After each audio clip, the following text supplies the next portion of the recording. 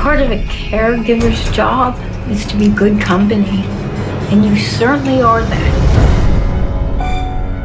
My mother, I believe she was murdered. I think the killer might already be dead. Do yourself a favor, detective. Let her rest in peace.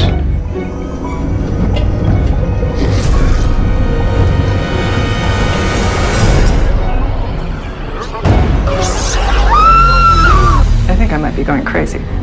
I keep dreaming things or seeing things. I don't know which it is. Is there anyone else inside this house? There's nobody here but you and me. There's something evil haunting this house. It wasn't a bad dream, not my imagination. Okay, for the last time, I'm telling you the truth. What's your name? Juliet. If you survive the night, Juliet, the bitch will be defeated.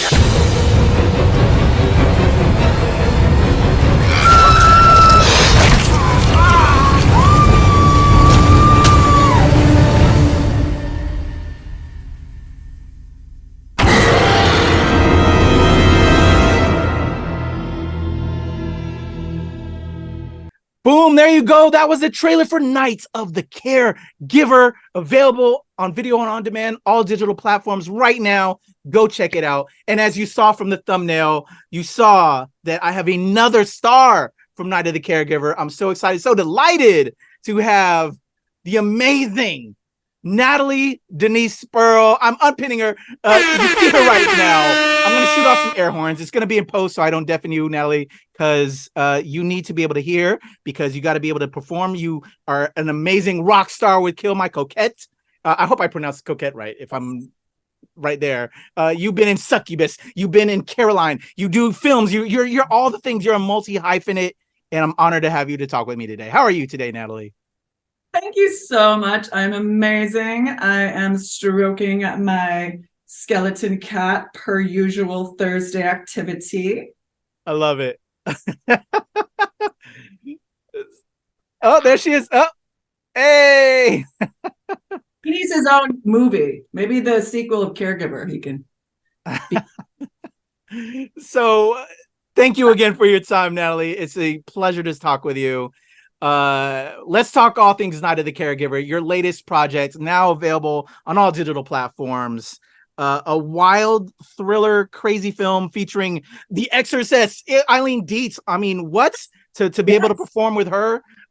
Shout out to director Joe Cornett, Alexander Nevsky, the producer behind this project. Had the pleasure to talk with them, and now I get to chat with you and your contributions to this project. Let's start from the beginning. When did you catch wind of this and you read for it? How was getting involved with this project? So I was in a Western that Mr. Cornett and Mr. Nevsky made previous, called Gunfight at Rio Bravo, which is out now. And they approached me then soon after that about this new idea of this horror movie. And my ears went, oh, because I've done horror films before. I was in this movie Succubus Hellbent with Gary Busey, which is hysterical. It's like a campy, dark, scary kind of film. You got to check it out. Every Halloween it's on. And so I was like, yeah, I'm totally down. But this film, my character isn't, or is she, the monster? So she's the good girl. She's the good girl, or is she? I don't know. You got to see the movie. But that's how it was written. So I was like, okay, I'll do that, because usually I'm like the monster or the killer. I've got like something in my hand to kill someone. So this time I'm like, okay, let's play the straight girl, which is actually more difficult as an actor than doing all the crazy, killing and like the fun. Like, it's a different kind of character to play. And I had such a ball with Eileen Dietz, because I told someone else this too, that it felt like it was a master acting workshop. Like, oh my God, I get to do this with this, this legend. She's amazing. Like, she's a real actress. Like, oh my God, this is great. And she worked with Friedkin, of course, and on The Exorcist. And so I was just like, this is so great. It felt like a really fun acting workshop. Although it was a job. I was, I had to do my job, but it was super fun. And we had when actors like start cracking up, it's like the worst. but it's the best because it's so fun. But we had like this super serious dialogue, and one day it was just like something happened, and like you get a look in their eye, and it's like, and then you both are like, oh no, and you're like, oh no, and then it starts, and you're like, you know? And it takes a while to get over it, right? Like, shit, we got to do another take, and totally. It takes forever to get out of it. We had to take a time out, many times out, you know, and then it was like, and then the longer you try to, you know, hold it back, like the worse it is. So yeah, but that was fun. But we had a great time doing that, and yeah, so I got to play this kind of straight. Oh, and actually, I have with me. Check it out. If any of you have seen it yet, spoiler alert. This is my caregiver scrub. I love it. A little bit of blood or something on it. My nurse shoes that were kind of nice. They really should have had their own like title, like credit in the movie, because they're all laughing about. But yeah, it was a fun shoot, and it's a super fun movie. Everybody's great in it. Yeah, it was fun. It was super fun. There was talk of the sequel. I don't know. I didn't say that. I don't know. Maybe. Well, there's could be some things. I just, right before this interview, I actually have my interview with the producer, Alexander Nevsky, that will be available as well. So you can go check that out. So just wink, wink, Natalie, there could be some things happening. And then hopefully maybe also as you might have seen from my interview with Joe, as a Filipino, I hope I didn't try to steal your job as a caregiver, but there's a lot of Filipinos in the medical field. And when I saw it, I was like, you know what? am I going to see some Filipinos? But we have you. You're amazing. You're amazing. I'm just saying, if there could be like a sequel, I will tip my hat to be one of those. I'm gonna write that down. We need a Filipino. Yeah. Okay. I appreciate it. I can do like a thing together or something. Like it's comic relief, maybe. You know what I'm saying? And before the killing starts, some humor. Yeah. How about a white girl? Come on. I love it. So, so something completely different for you. I actually saw your Succubus trailer, and I'm now, Natalie, I am dying to watch that. It's so the time period, I have to say, but if you love that time period like I do, I can't wait to watch it, and I'll probably have to hit you up. Natalie, that was insane. Just from the trailer, it looks insane. I can't wait to watch it. But doing something different here. So did you you worked with this legendary Eileen Dietz. Was there anything different that you did to prepare, or just what was, I guess, the biggest lesson? Because I think as actors, with every project, we always learn something different. Was there something that you just had to do mentally for maybe share with our fellow actors that are watching this as well, that you had to just kind of get in the zone while working on this project, maybe? Yeah, I came to set drunk usually every day. I did some blow in my trailer. Yeah, I mean, that usually helps me prepare to come out swinging, to come out swinging. Sadly, no, I didn't, but I just knew my lines. And I think I researched like caregivers, or, it's like, I don't, that was my first caregiver part. I've never done like that before. And as far as Eileen, I mean, I knew her rap sheet, man. I knew all her credits. So I knew I was going to be in for a treat. I didn't really prepare at all as to like preconceived, what should I do or whatever. With her, I just kind of trusted the experience, I guess. And, I like to improv stuff too. So I know there's a few. Did you see the film? Because there is one line that I improv that was left in. I've seen bits. So yeah, you'll hear it, and it has something to do with one of these guys. Okay, so maybe that's what we're alluding to. I love it. Listen for an improv line about one of these. Gotcha. But yeah, I just trusted the whole process, and knew I was in good hands with Joe, our director, and so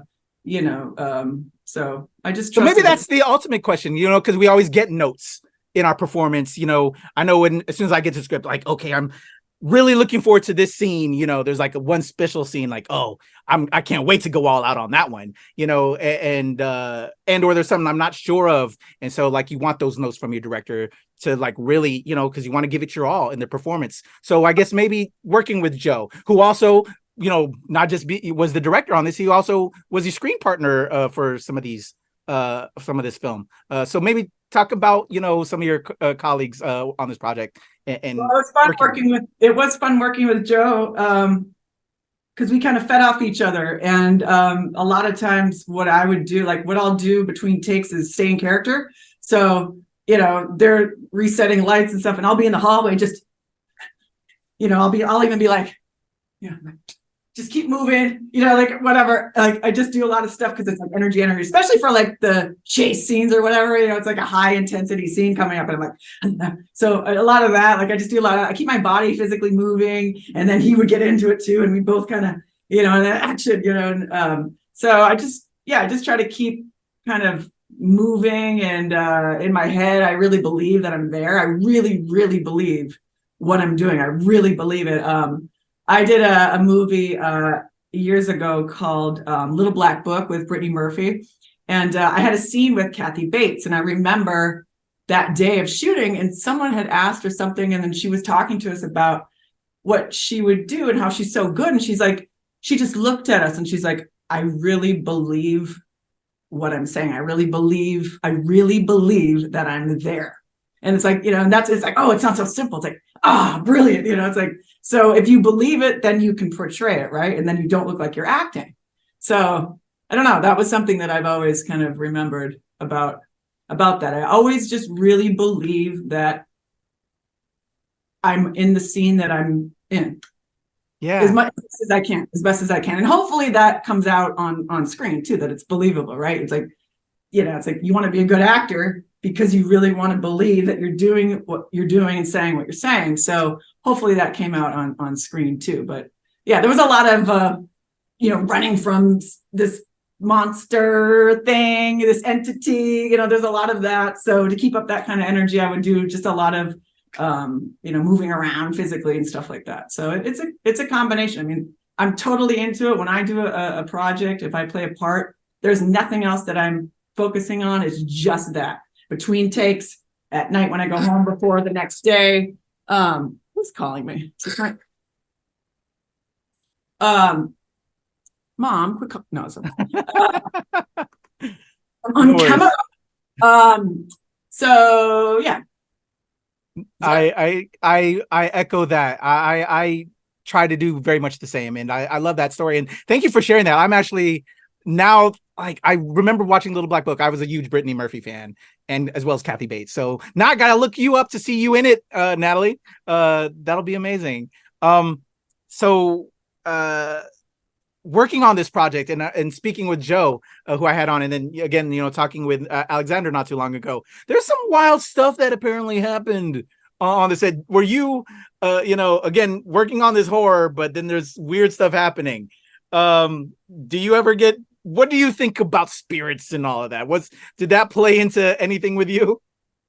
It did kind of freak me out. While we were shooting one night, I think it was one of the climactic scenes too, if I remember correctly. Yeah. And in the middle of prepping for the scene, the power went out. And you're like, dang, like, what's that mean? You know, like, oh shit. Like, so it was kind of creepy that I know they shut the whole production down because we're like, we can't do anything, you know? And the weird thing about it was, I don't think it affected like a huge portion of the city. I think it felt like it was just the house we were shooting at, maybe, and a little bit further, which is like, oh, okay. Like, you know, like, it's like, is that a sign? I don't really know. I'm not really sure, but I believe in spirits for sure. I do.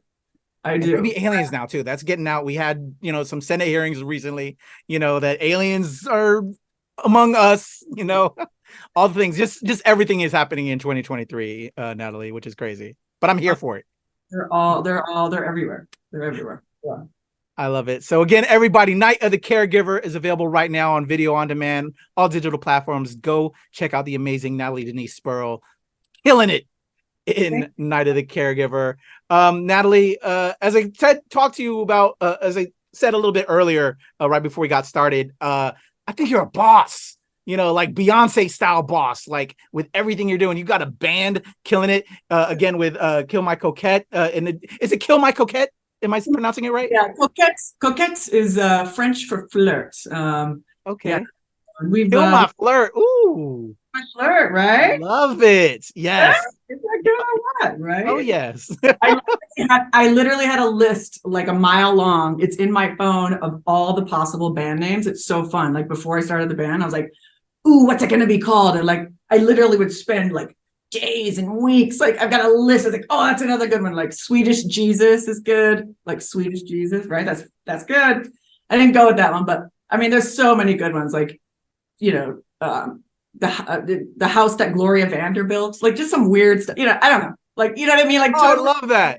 Swedish Jesus though just stuck with me for a second because I love music. I like EDM. That just says like EDM DJ. Like totally. I can see that. Yeah, no, I love music. It's almost as cool as acting. It's probably just as cool. It's just as cool. It's not maybe cool. I don't know. It's all cool. I do all the things too, Natalie. So, we are creatives. We express ourselves in whatever medium at the time that we choose, or that just sparks joy at the moment, if you will. And so I love that.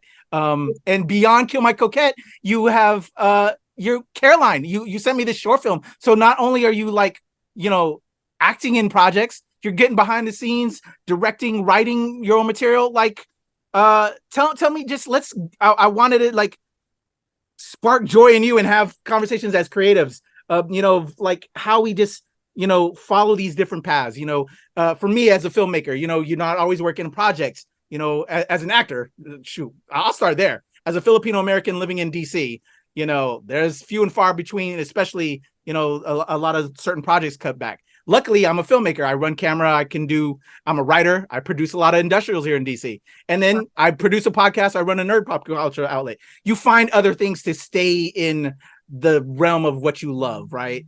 And I'm curious about you as well. You and just all the amazing things I've saw and read. You started modeling, I believe, and then just dabbling now with all these things. I just love these kind of stories, and I'm curious about your journey.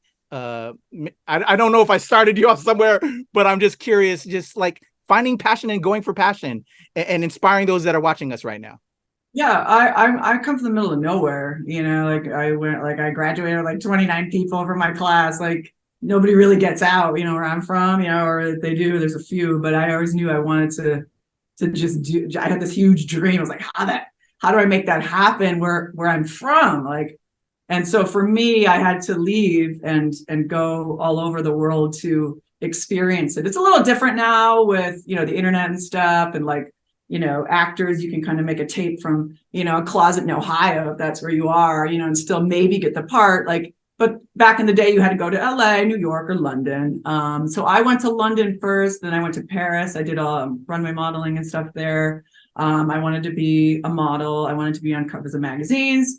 So I did that, checked that off. Great. Then I was like, okay, I want to be an actress. I want to be a movie star. I got to go to LA. So I went to LA. I have since starred in movies. So check that off. And I'm like, I always wanted to be a rock star. I was like, I got to do that. So I was like, all right, so I'm going to start a band, and we've opened up for Bad Religion and, Richie Ramone. Wow. Yeah. So yeah, that's I'd like to do a world tour with maybe Social D or the Pretty Reckless or something, or bunch of bands that I love. But yeah, so I guess for me, it hasn't really been easy as far as like being plucked out of, a group and given opportunities. I had to make them all myself. Like, exactly. Really, really had to hustle. I really had to sacrifice a lot. It's just like tunnel vision. You have to do it tunnel vision. If there's anything else you like to do that instead, I tell people, because you literally have to sacrifice pretty much everything and go for it 1,000%, not even just 100. But then you got to hope that you get lucky, because there's a lot of other really, cute girls and hot guys, that are super talented too. and they're still waiting tables, or they're, wherever, at the gas station or whatever they're doing. And they're just as, they could be up there too. So it just takes a lot of luck. And so you got to have the right kind of like mentality as well. Super, super thick skin, but super sensitive. You got to be super sensitive though. Yeah. Because artists, if you want to portray music, acting, if you want to play a role, you got to be super sensitive. So that's why there's drugs and alcohol, apparently. You know what? Hey, something to quiet us down. It's like, because it's a push and pull. It's it's a yin and yang. It's a back and forth. I mean, anybody would be like, oh, so it's like, but why do we do it? I don't know. I just have to. It's our drug. It's our drug. It's the actual, we talk, drugs and alcohol and all that, but really our drug is this. Right? Oh yeah. We can't live without it. Right. But I think to your point, thank you again for sharing that. It's being fearless. And I think that's what you have in order to stay so long and be able to do what you did and to check all those items off is you're fearless. This is what you want and you're going for it. And bravo, Natalie, and keep pushing for it. So I guess that just raises another question. So you are crossing off a lot of these things. What is there any other goals in a way? I know I have my goals. I think I have goals within it, right? So like, I'm sure as a rock star in your band, like you want to perform with Social D and all that, right? So maybe like, what are some other things you have in mind that you'd like to do so we can put that energy into the air? And so this universe of other filmmakers, producers that are watching us right now to say, hey, Natalie wants to do that. Maybe I'll give her a call. I don't know. I would love to direct my own film, like feature film. I would love to do something like that, executive produce something, make my own film. I've always been a part of other people's, and I have a bunch of scripts that are half finished that I'd love to dust off. I can't think of one in particular that I'd want to do them all, but I'd love to direct my own film that I would star in. There's so many great characters. There's so many great characters for women. There's so many that have not been told. Their stories have not been told. Oh, yes. And I'm just like chomping at the bit. Like that would be a goal for sure to do. I'd love to work with Quentin Tarantino. I wrote a song called Put Me in Your Movie. Quentin Tarantino to try to get his attention. So I'd love to be in his last film. Apparently it's his last film. He's coming up on number 10. So I'd love to be in his movie as an actress. And I would love to tour. Yeah, I would love to take my band on tour, that would be amazing. I'd love to tour Social D. I'd love to tour with L7. It's goals within the goal, I think. Yeah. Yeah, totally. Just more of the same, more of the same.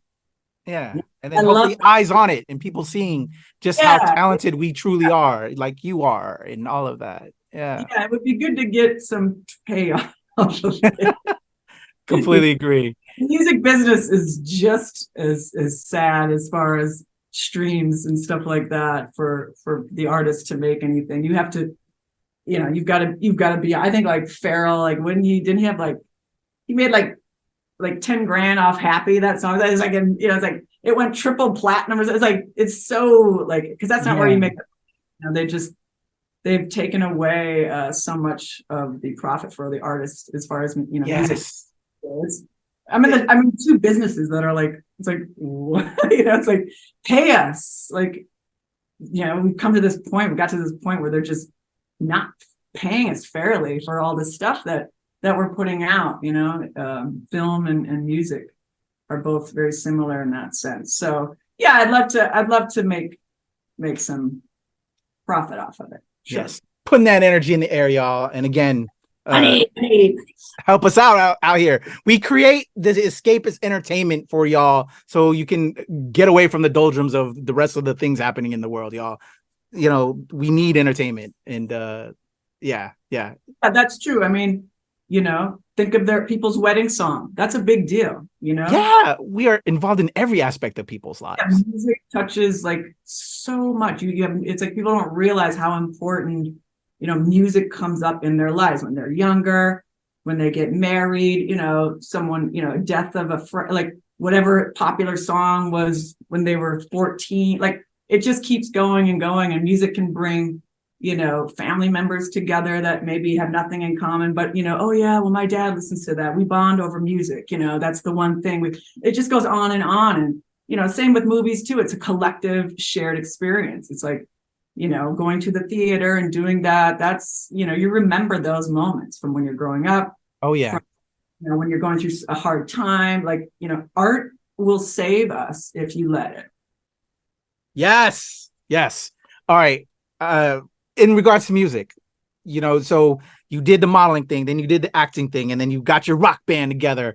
I'm curious, with in regards to the music side of things, were you already a writer? Did you play any instruments before? Tell me how that came about. What were some of your influences to then just make that happen and make that dream happen? Yeah. Well, my dad, actually, every day before school, he would blast Bruce Springsteen. And I'm from Minnesota, so Bob Dylan is huge in Minnesota. So Dylan is like our god, like Prince. We got Prince, Dylan, Replacements, me. But he would listen to music every morning and blast it. And I hated it at the time. But I think it kind of subconsciously seeped in, and like, Bruce Springsteen is like just a random artist that, doesn't sound anything like the music I write. Believe it or not, is a huge influence. He taught me how to write. He taught me how to write by listening to his songs. The descriptiveness, the importance, the urgency, the visuals. Dylan is the same way, very visual.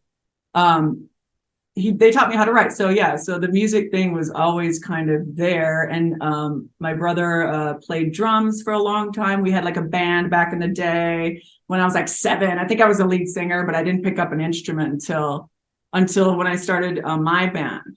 So I self-taught from YouTube. I went to Guitar Center, bought a shitty amp and a crappy guitar, and I still have, or it's not here, but yeah, and then I started my band. So, I was like in the high school choir or whatever, like, but that was just kind of not really serious. It was just kind of I think it was a prerequisite or something. But, so yeah, music has always been around my family. It's always in the background. It's always, my dad was always playing it. So my family is just a big musical family. And then my brother also plays now, and he produces music too and teaches. Oh, awesome.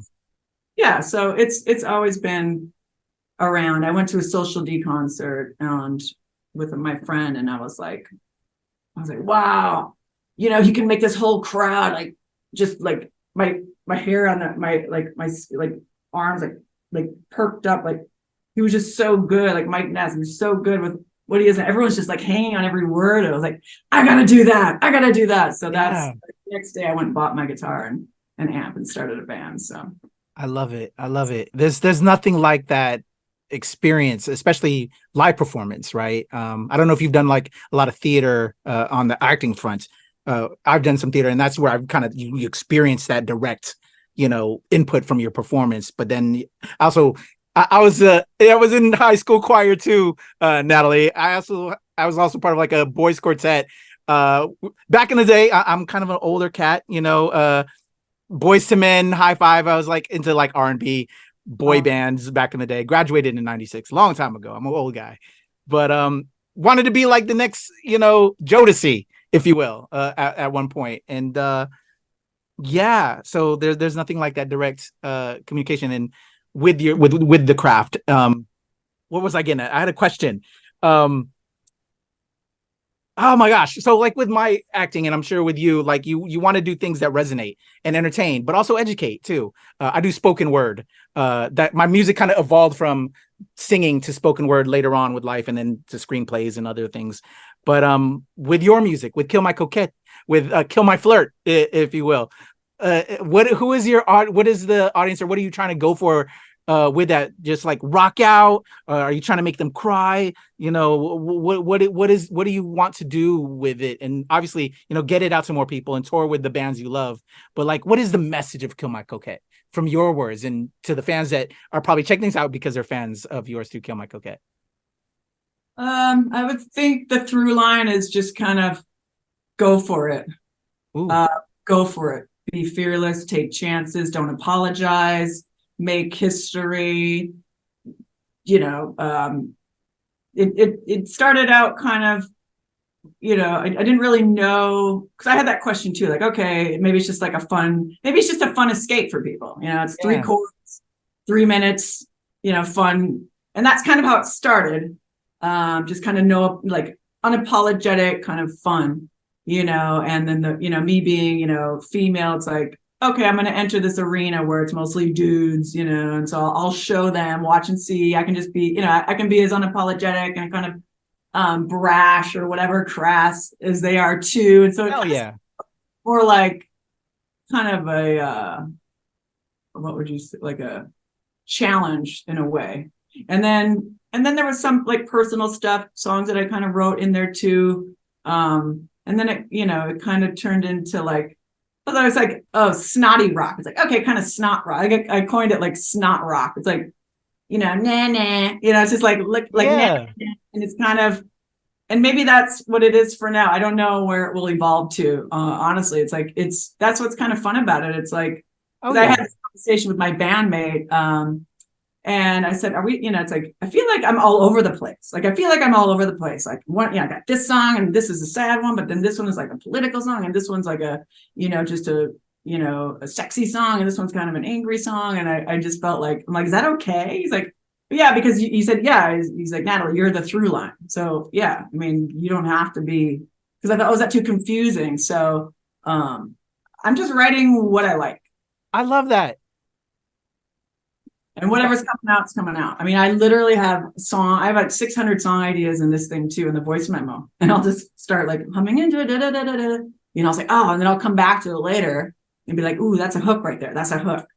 And then I'll just kind of work on that and work on it and see where it takes me. I mean, it's kind of fun. I don't really have any preconceived idea of it. That's the beauty of doing the DIY stuff and not being like, we don't have a record label yet. You know, we're not signed yet. If anyone's out there that wants to consider us. Energy.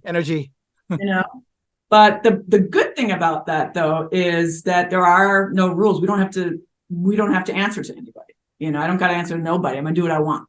Hell yeah, I love that. And as you were saying earlier, you were saying asking your bandmate, but from me to you as well, you can do all the things. I think that's so important now, and especially as women. One of my most favorite movies recently, and my daughter and my wife absolutely adore it. I adore it. Barbie. I don't know if you've seen it, but just the female empowerment that I think that film just resonates. It exudes it. It's so powerful. It's so amazing that, you know, I know what I want for my daughter is to see that she can defy what the patriarchy is imparting on her, and that it doesn't have to be pigeonholed in this one vein. And so that's why I'm always curious. And then just when I was learning about you and what you're doing, I just think it's beautiful. It's amazing. It's dope. Just go with it, yo. Don't let society control you in that regard. No, thank you. Yeah. Oh, all the love. So yeah, I love that. I can't wait to hear more of your work with Kill My Coquette. And Caroline, I'm assuming this came out of all of our pandemic issues. That was cute. That was interesting. It just hit you one day like, fuck it, I'm gonna just go make this and express my vibes, my energy right now into this that I think we're all feeling, and they could feel that in this. Was that the answer for Caroline and how that happened? Yeah, so I heard about Roger Corman, who's this, you know, this unknown horror guy that you probably yeah, he's and he was doing a film contest, and it was like a quarantine short film contest. The rules were it had to be 2 minutes or under. You had to shoot it on a cell phone. and you had to shoot it where you were quarantining. Is that a word? And then you had to shoot it with who you were quarantining with. So I was like, okay, well, I live by myself with my cat. So I'm like, all right, cool, I'll do that. So the idea, how did the idea come up? Oh, yeah, because at the time it was like, well, remember the toilet paper shortage? So that was, so if you watch it now, the opening scene is like, I look at, and I just cut to right away the toilet paper being empty. And that was water being poured out, right? Now, not really actual audio? That was water. Well, it didn't matter. Come on. It's my vodka, actually. Yeah, so I thought, okay, but now that you watch it, I'm going, do people get that anymore? It was so like, because it's such a time capsule film, actually. Now that I watch it like a few years later, it's like, oh, I remember that. Yeah. And then remember when, it's like, and they were saying like, oh, it came from bats. So I was like, okay, I'm going to do something with, bats. It's like, okay. So I went to like the grocery store, Ralph's or something. I got like, it was like a chicken wing for like $2.40. And I came home and like spray painted it. Like, so that's like a prop in the movie, and they're like, I was like, oh, maybe I want to do something black. I thought, okay, black and white seems kind of cool. I thought, okay, let me make it back. Like, let's set it back in a different time, but like maybe they had something similar like COVID back then. I don't really say it, I don't think I really say COVID. Maybe I do. But I was like, okay, let's do it in some kind of a sci-fi kind of idea vibe. And then I thought, okay, so that's kind of how it started. And yeah, I made the whole thing for like like the cost of that chicken wing was like $2.50, something like that. So I just set up the phone, and filmed it with all these different angles. And it, I added elements of like, oh, that's what it was. There's a movie by the French director. What's his name? He's not here anymore. He lives in Paris. Norman Polanski. Yeah. Yeah. So Norman Polanski did a film back in the day in the 60s with Catherine Deneuve called Repulsion, which I highly recommend if you haven't seen it. It's so good. And it's all psychological, and so it's a lot of it is set in this house that Catherine Deneuve is in. And so that's kind of how I got this idea of like, oh, okay, I'm going to do something like that. And then it's like, is it all in my mind? Is it real? And how much can I show? I mean, if I had more time to do that, I would have done like more like special effects or something like, I mean, like something like that. But it was all very just like shot very simply. And I thought, okay, I'm just going to try to tell a good story. And I had 2 minutes to do it. So every single shot, like you had to cut all the fat because I had so much shot. I had probably half hour's worth of footage. That was great. I could make a film with, but it was like the rule was it had to be 2 minutes or under. So I had to trim out all the fat, all the extra scenes that weren't needed or necessary. And then it is now what it is. It's at 2 minutes exactly. So that was really fun though, because as a filmmaker, I direct all my music videos for Kill My Coquette. Okay. And I edit them all too. I do all the editing. Okay. And that's what I was kind of curious, like with doing that, if you hadn't done editing with the music videos, like if that was like your first foray, like, I think by virtue of doing it, I know for myself, you fall in love with it, in a way, and you can control the visuals, how you'd like things to go, and it can be work. Let's not get it twisted. It's work. It's exhausting. But then when you get it right and it just works, it's the most amazing thing. And that was so fun to make. I mean, I'm sitting by, there's nothing else going on. There's nothing open. Everyone's stuck at home. Yeah. So I'm sitting here like painting, chicken wings to look like bats. It's like I love it. Like that's what I do. I mean, it's like I'm a big kid. That's what I do. I'm just a big kid. I get to do all this fun stuff. I get paid to play. It's like I'm playing. Yes. Same. So that was a fun. I didn't win, sadly, but that was a fun challenge for me to do. But I want to make another. I'm going to make another film. I just have to figure out. Okay. What it will be yet. So. Well, let's put that energy into the air. I can't wait to see what you're going to do. Let me remind everybody again, Night of the Caregiver is available right now on video on demand and all digital platforms. Check out the amazing Natalie Denise Sperl doing her thing in that film. And also Kill My Coquette. I'm going to have all of her links in the description below. Please go check her out. Follow, subscribe, do all the things. And show love to the homie now. We're homies. Well, I hope that's okay. I hope we can be homies now, Natalie. We are so tight. And I'm going to get you in the sequel. Hey, yes, we need the Filipino caregiver. You need a Filipino. We need you need some comedy foil there. I'll see what I can do for you, man. I'll see what I can do. I appreciate that. I will prod Joe and Alexander, and if you could give that one more push, I think that'll put me over. I'm out there quite a bit out there in LA, so I would love to network and link up with you. But again, Natalie, an honor and a pleasure speaking with you. As you conquer the world, when Kill My Coquette gets on their grand tour, please remember us, little folks. I would love to have you back to talk all the things, everything you're doing, give you more flowers for those projects and support each other. I think, and what I tell Joe and what I told Alexander and everybody I've had on, I've had Denzel Washington on. I've had from the A list to the C list. It doesn't matter. We're all one big film community. And especially right now with the strikes, we have to support each other because we create the things that help people escape from everything else going on in the world. And that's what I'd love to do. And it's an honor and a pleasure to speak with you, Natalie. Thank you so much. Thank you so much. I hope everybody goes to see Night of the Caregiver. It's out now. Yes, ma'am. All right. One last question. I was thinking, hold up, I forgot my one routine thing that I always do. So if you could humor me real quick, Natalie, before I let you go. This crew over here, my outlet is called Nerds Rule the World, because I think we do. You know, we create the crazy content that just inspires everybody. So I'm curious about the nerd and Natalie Denise Sperl. We know you're a beautiful, amazing woman. You've modeled, you're a rock star, you're an actress. But outside of that, what is Natalie Denise Sperl nerdy about? If you were to give a TED Talk on something, what could you really talk about, nerd out about, that not too many people know about? Let's see. Is it a long list, or is it really still in the same vein of everything? You're like, is it? Okay. I could nerd out. Okay, I could nerd out on flipping houses. Like I could nerd out. Okay, I could, because I'm also a painter and I paint and I draw.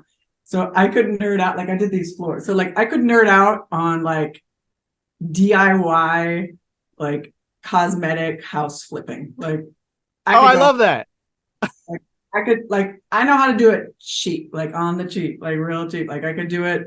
I know how to get all the best deals. I know how to get all the to make it look super high end. Yeah. I love that. My wife thinks, well, let me correct myself before she hears me, thinks, because she knows. We just recently redid our bathrooms, and she did an amazing job on our bathrooms along with my father. I'm not Mr. Fix-It. I don't do any of those things. I enjoy watching those shows, but I'm a creative person. I'm not hammer nails, none of that. That's not me. So my wife and my father did all the things and did an amazing job, and she put it down, and I was curious. Oh wow, for that price. So I think that's one of the same, like you're saying, you could make something beautiful for pennies, and she did. Oh man, she saved us a lot of money. Her and my dad killed it. So I can put in new faucets. I know how to put in. I put in these lights back here. I know how to put in sconces. I know how to change lights. I can rewire. I know how to toggle. I know how to miter. I know how to. Wow. It's dude, I'm telling you. Look, if you need someone to come over, you can hire me. Hey, so I love it. So you could totally say one of those fixer uppers. You're a rocker, you're a rock star. You could do the total tear down. Let's do a killer music video, tear up the whole house, and then we'll remodel it into something special that you could sell for millions. Because that's what I'm saying. Yeah. I love it. Well, Natalie, thank you for sharing that. Getting to know you a lot more. Again, I would love to have you back so we can get to know each other more, and I can give you your flowers as you continue to shine as the star you are. I really appreciate your time, Natalie. I appreciate you. Everybody, Natalie Denise Sperl, Night of the Caregiver, available right now on video on demand and all digital platforms. It's your boy Kuya P. This is Nerds Rule the World.